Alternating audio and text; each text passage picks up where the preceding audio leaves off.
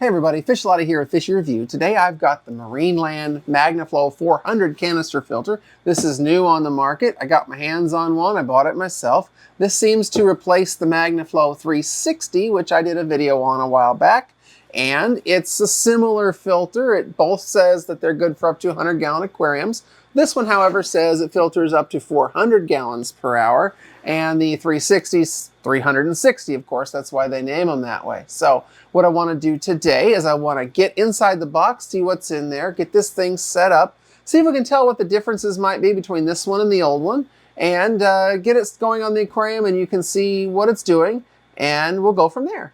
Okay, before I open the box, one thing is, I noticed when I got it in shipping that the box took a beating. We've got holes in the box, didn't have a lot of packing around it, but I looked inside, looks like it's okay. I'll show you why this happened once we get inside the box. So let's get this opened up, and I'll have to turn this on its side. Hit the camera. Okay. Have the box of parts inside.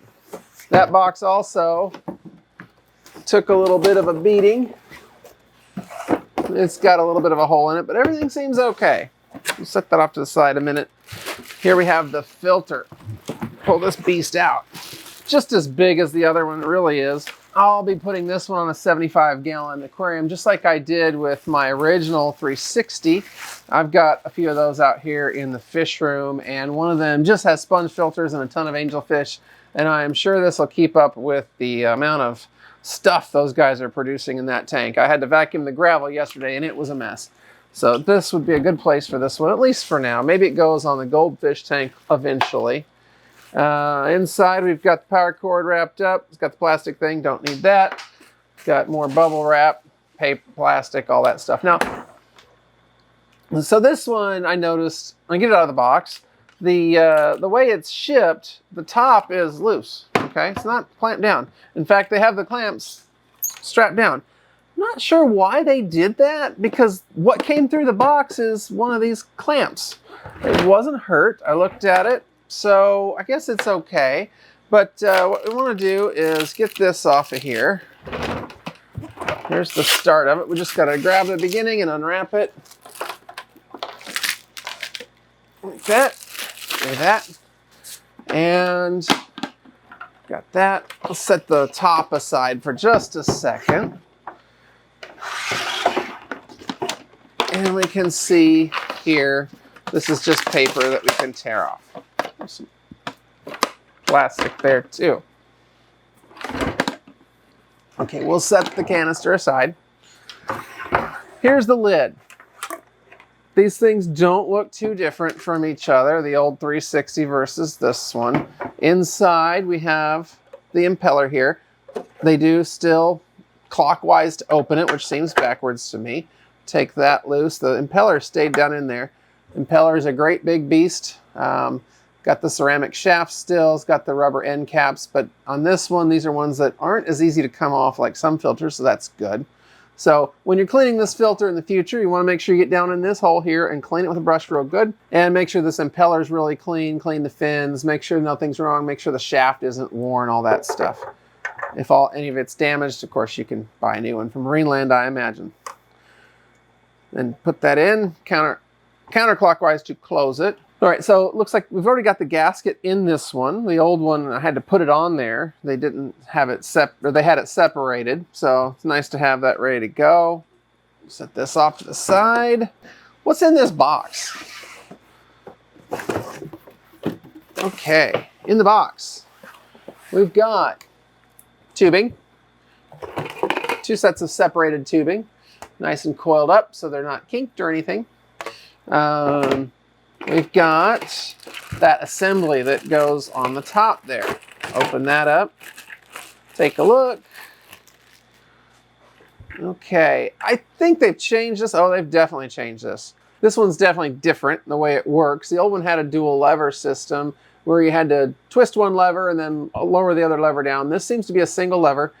I heard a lot of complaints from some of my friends, especially people who service aquariums for a living, saying that getting in trouble with leaking somewhere around this. I really don't know where. I was told it wasn't actually the O-rings. I don't know. Or it wasn't something you could replace without replacing the whole thing. I was never going to tear into mine and see what it was because my 360 never leaked. I don't know if it was something that happened more recently or what, but we'll take a look at how this connects to the top later. We've got our output on here. I'm pretty sure this is a lot bigger than it was on the 360. This looks significantly wider to me. Maybe it's my memory. We've got suction cups in here and some suction cup holders. And we've got the intake is clear on this one. Well, that's new. So, yep, that's the strainer. So that's all clear. You can see what's going on inside. Yeah. I don't know if I like that because it's going to grow algae like crazy on the inside, but you can always brush it out, bleach it, whatever.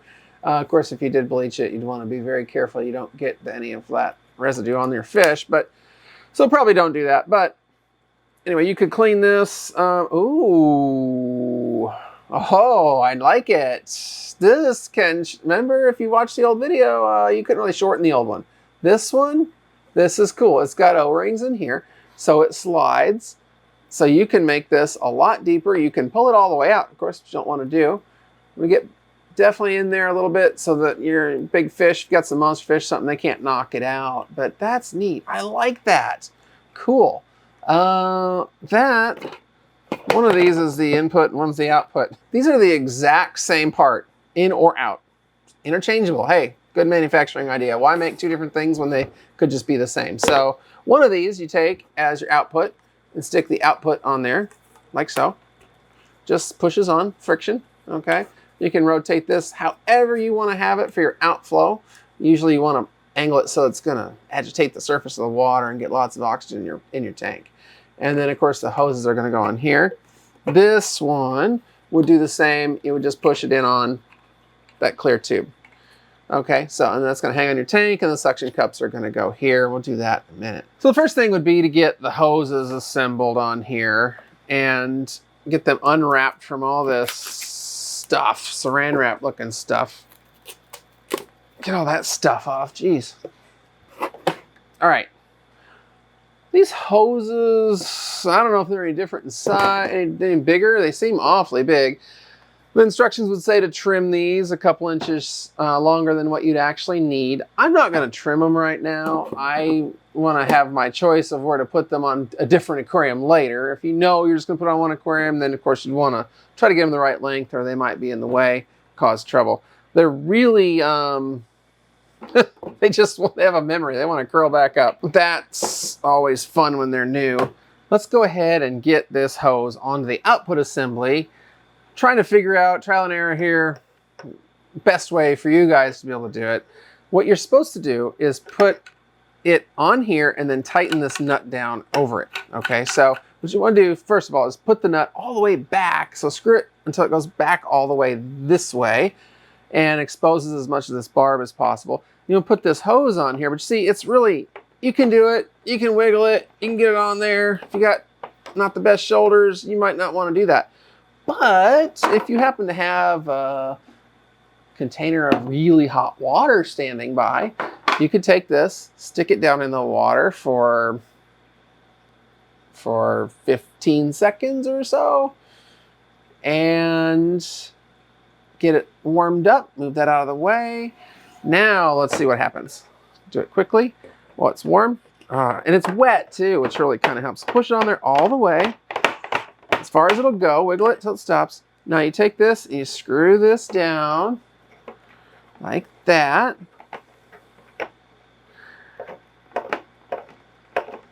Until it's good and tight, it'll stop for you, okay? Then you know you got it on there. You don't want tubes on a canister filter coming off, ever. It could drain your whole aquarium on the floor, ruin your house. You never want that. So you gotta make sure they're on there really good. And that is so much better than the last time I did one of these Marineland filters, but these connectors are a little better too. They definitely improved these, so I'm happy about that. Let's take the other one. Here's the input side. Okay, let's take this off so it's not in the way. Do the same thing with it. So take this. I don't have to, but I am going to use the hot water trick. That was very good. Give this a few seconds to soak in the hot water, and then it'll go on so much easier. All right, this is almost boiling water. At least it was a little bit ago, but no hotter than that. Of course you can't, it's water. Okay, slide that on there, it goes right on. Just right on there, get it on there real good. And we'll start screwing this down.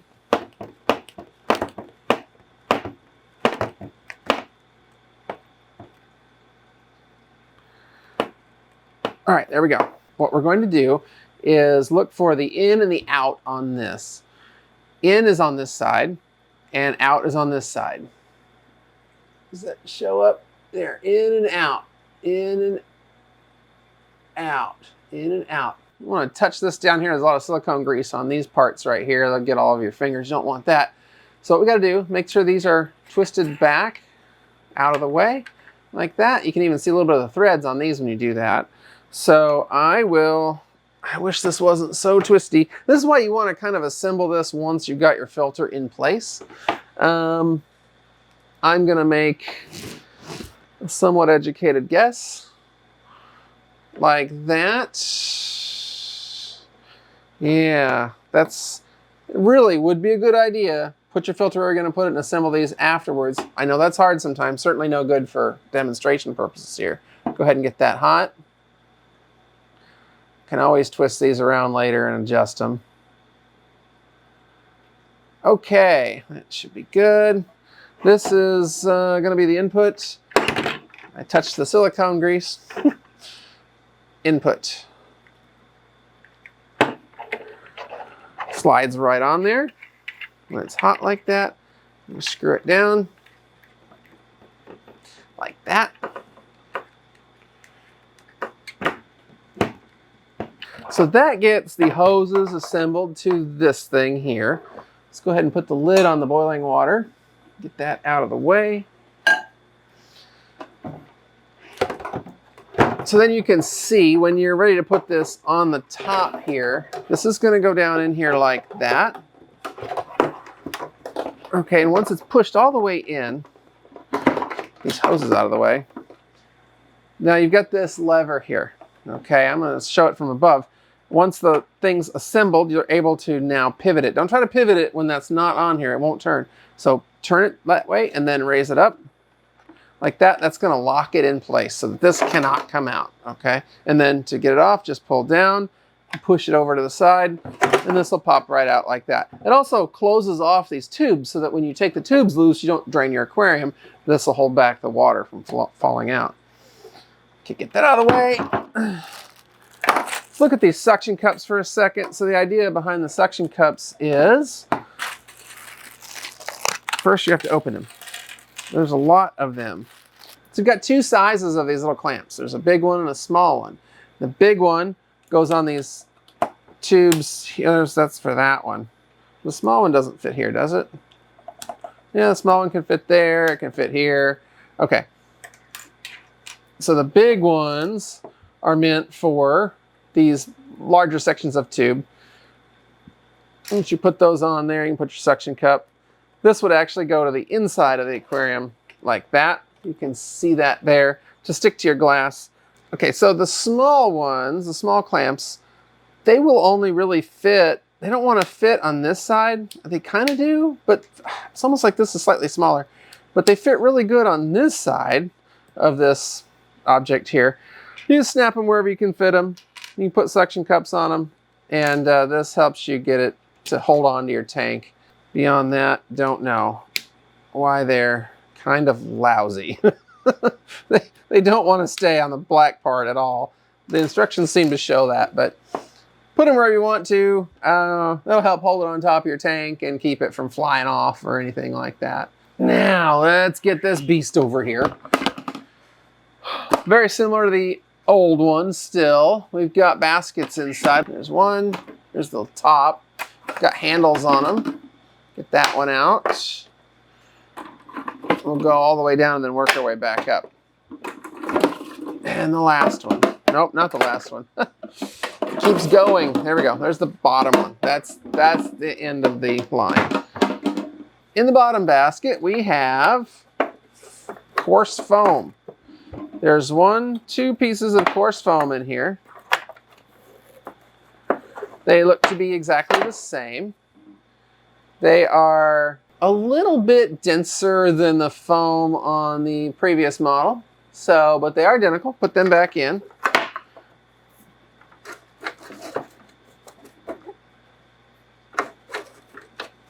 Like that, okay. Now, do that. The trick would be, if you're considering the logo here to be the front of your filter, there's an arrow on this here. Do they put arrows on this one? Yes. Can we see those arrows here? There's the arrows, okay? Here's arrows. These are pointing that way. So you want your handle arrows to line up with that. So here's the handle arrow. Here's these arrows. I can't do it when I'm not looking. Arrow, arrow, arrow. Okay, so just keep those together. And that puts this little thing here, which is where the water comes in and goes all the way down to the bottom and gets pushed back up through all the layers from the bottom up. So we lower that guy in here, try to get in there nice and straight.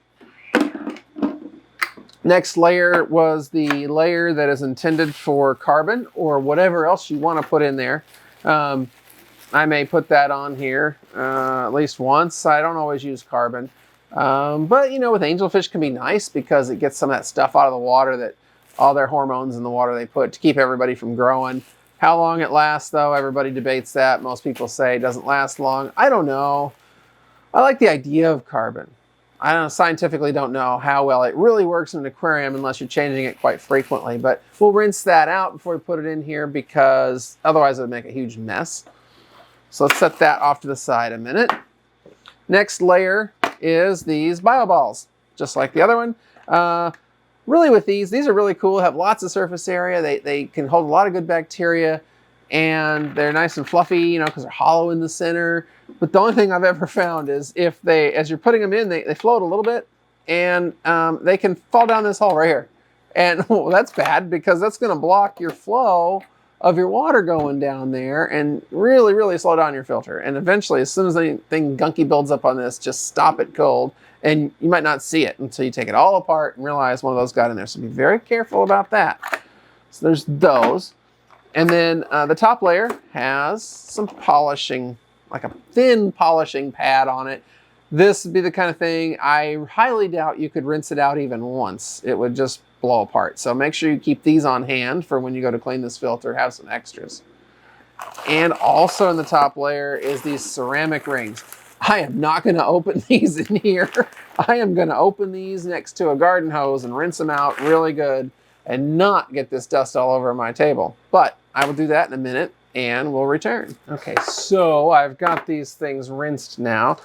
This wet, drippy layer of carbon. Very wet. Okay, get those carbon bags in here all rinsed out. A lot of carbon dust came out of those, so definitely want to rinse those. Put that in here. Make sure we line up our arrows like that. Make sure as you put it down in there that you can really feel it seating on itself really good. I'll show you what I'm kind of talking about here though, because these containers have to go together and they have to slide down inside each other like this. And if they're off a little bit, like if they're just like funny or like kind of crooked, the top won't want to close right and everything will be messed up. So that's why you got to be careful as you put them down in there. These seem to go together pretty easy. I'm going to put the bio balls in next. Put them down in there. It's so hard to tell. Okay, yeah, I could feel it kind of get in there. So hopefully I'm getting it right. And this last layer, let's go ahead and get these things in here, although I'm going to make a gigantic mess. I went back outside and drained this container, so it won't be such a mess.